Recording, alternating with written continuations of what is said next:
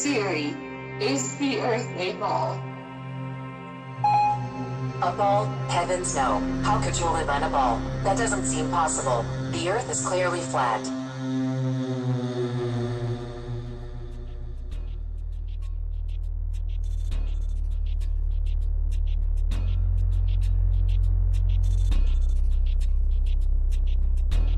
So mainstream science tells us that the Earth formed 4.6 billion years ago, after a big bang that created the known universe. This wild theory is widely accepted as fact, and it's mechanically repeated by most people due to the fact that it's what public schools teach to the kids without challenge. There is absolutely no possible way to determine whether or not an event took place that long ago. It's actually very strange that anyone would believe this nonsense. Mainstream science also tells us that life on Earth evolved into monkeys, which eventually evolved into us. There's only one huge gaping problem with the theory of evolution. We are not only missing one link between monkeys and humans, but we are missing hundreds, if not thousands, of evolutionary links. Maybe more. They want us to believe that one day we fell out of a monkey's ass and we landed on a spinning ball that's advancing through outer space at ridiculous speeds. We are being deceived. Let's put it in perspective. They think they came from monkeys, okay? I don't care how many letters they have after the name. You know, these guys go to school, they read books, they come out believing they came from monkeys, and then they have the audacity to say that we're the stupid ones. Listen to what they have to say.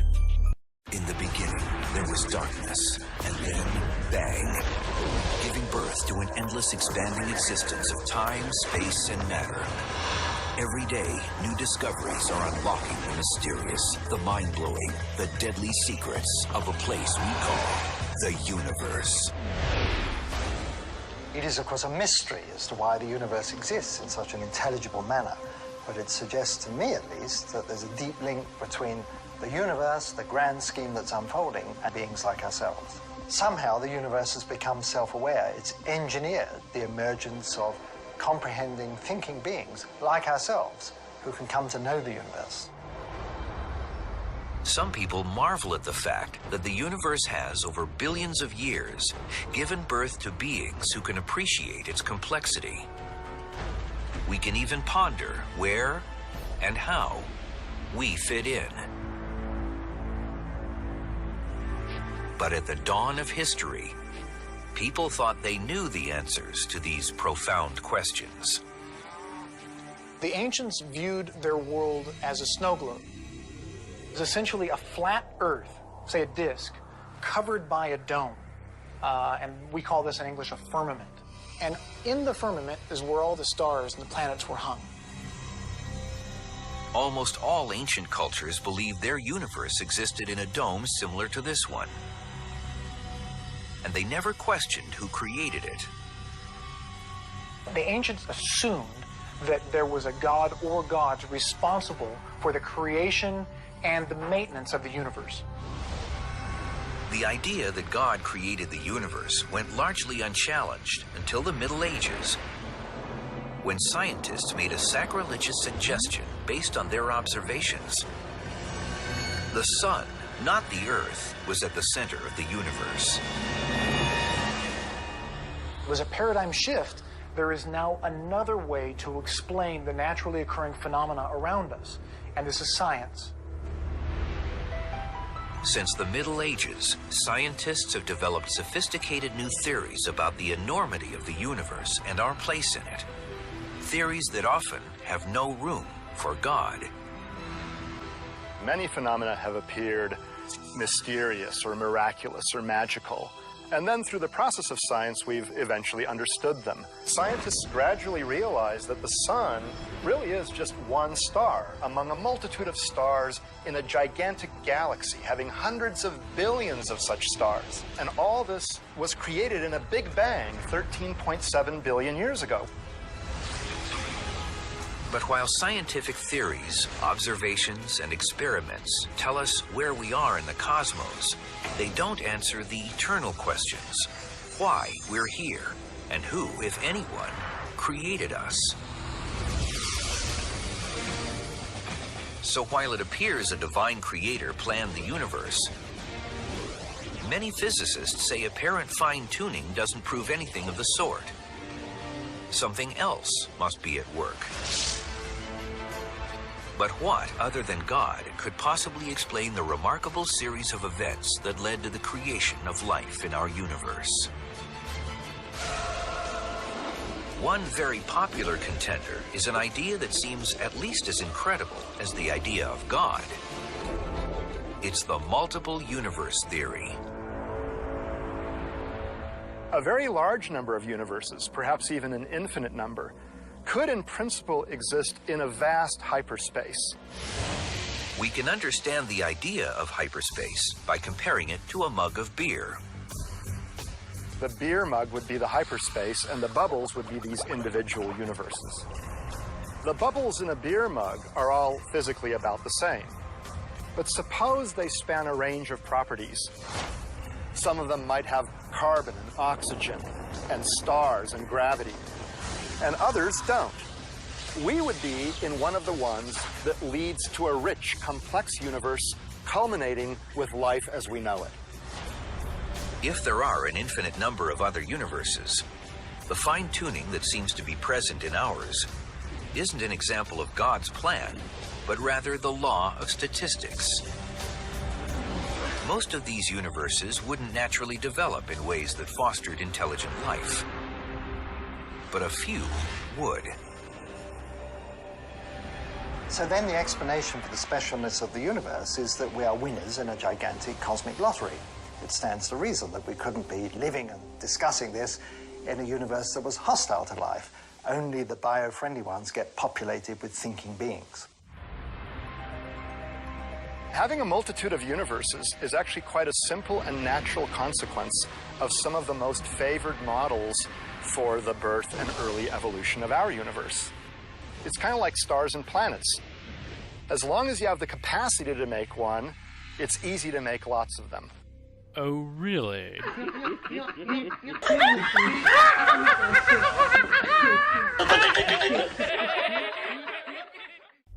Evolution isn't the only thing we are being lied to about. The Earth under our feet has been molded into a spinning ball that is a byproduct of the Big Bang, which is a theory that was introduced to science in 1931. In order for the theory of evolution to be reasonable, the Big Bang that was somehow pinpointed to 13.7 billion years ago has to be true. In the Big Bang cosmology, the Earth is a rotating sphere orbiting around the Sun. The issue is that the motion of the Earth has never been detected, and here we are in the year 2016 looking for the curvature of our world, which also can't seem to be measured. Mainstream science using theory after problematic theory to try and prove another theory isn't science at all. Real science will reveal a stationary Earth that's turning out to be quite flat, with a sun that's much closer than we are told. Despite what you hear, flat earthers aren't anti-science at all. We just don't condone what mainstream science has become, and that's a faith-based religion swarming with lies and ludicrous theories that have never been proven. Also, this re-emergence of the flat earth has little to do with the Flat Earth Society. If you have the desire to further look into this, don't check for answers on their website. Some of the claims made by the Flat Earth Society are decent, while others are absurd. This is a common ploy to encourage no further investigation by the controlled opposition known as the Flat Earth Society. It's a commonly held misconception that the Earth is a spherical object that revolves around the Sun. But the fact is, of course, that the Earth is a circular dish surrounded by a barrier of ice that explorers have been attempting to penetrate for centuries. What if gravity isn't real? What if the Earth is in fact flat and science has been wrong all along? Everything that you've been taught is a lie. We're shown that and told that's the solar system, that's the way it works. You've got the big sun in the middle and all the planets revolve around it, but nobody's ever seen that. We've never seen a photograph of it. We've never seen, real part. We've certainly never seen any animation of it, even though there's supposedly a probe out in Pluto at the moment. Nobody's ever seen the solar system like this. It's always graphics, it's always secondary knowledge. Things that people hold dear and call fact, like gravity, like the age of the universe, the universe formation itself, the age of the Earth, they're all dependent on things that are unproven. While they're good to consider, we should consider everything. You have allowed them to become facts that appear in our textbooks taught by professors to kids as facts. The argument, for all practical purposes, came to an end when the Church of England was established by law during the 16th century. They embraced many radical scientific notions prevalent at the time, including Copernicus' round Earth theory. With this endorsement, the theory found its way into the schools, which were then largely controlled by the Church. It has remained there to this day, and many children have accepted it without question. All-seeing eye and the square of compasses. Here we have Buzz Aldrin, the second man, supposedly that walked on the grey dust of Kubrick's film set, showing off. They don't try and hide it, he's a Mason. There's his Masonic ring, he's got his Shriner hat there. And these guys, yeah, they're supposedly praying to the command module. Looks like a pyramid to me.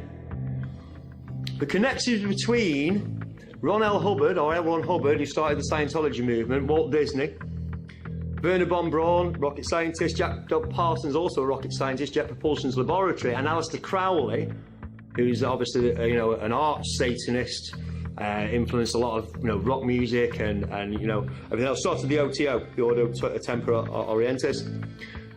These guys are all connected. They're all in the same brotherhood. The connections between, well, here you go. Jack Parsons, the JPL was how obviously NASA got into the air in the first place, the Jet Propulsion's laboratory. Here's Jack Parsons at a Masonic ceremony. You can tell by the floor. Again, you can look into this for yourself.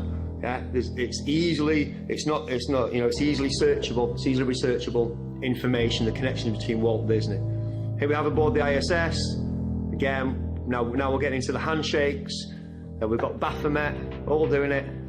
Yeah, we've seen Bill Clinton do that and Bush and all these guys give you that. We know what that means.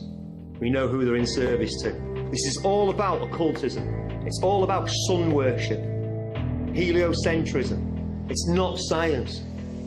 It's a religion. It's a faith. This is Helios. This is Helios, the sun god. And here he is on the badge of Apollo 13. This is all occult religion going all the way back through all Egypt and then back through to Babylon as well. Life is much simpler on a flat plane. There's no complex theories or complicated mathematics involved in it.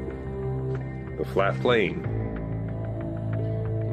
There's sea level is level. Everywhere you go at sea level it's sea level. There's no bending the ocean around a spinning ball. It's level. It's water finds its level and it maintains. You can't bend it around a ball. This idea, these facts, they're facts, resonating with people all over the world is not an accident. It's not a coincidence. That is the hardest part for you guys to understand. The people that argue with me, that want to make me feel like a fucking idiot, that's not you talking. That's your ego talking. You have to convince yourself verbally to somebody who is challenging your own beliefs to make yourself feel better and to help you sleep at night. The flat earth is a perfect example of that. You refuse to look at the information. It's stupid. Well, why is it stupid? Well, it just is. Every little thing that you've brought up, all of you, can be refuted and explained differently, but you refuse to see that. You refuse to look at it. That makes you ignorant. That is the definition of ignorance. So how does Hollywood brainwash you? Well, one way is like this. They begin their movies on a globe and then they zoom in to whatever the first scene is. Real clever way to brainwash you in the very first scene of any movie you see. Universal Studios is so bad they use this goddamn globe as their logo. as their intro to every single movie that they make.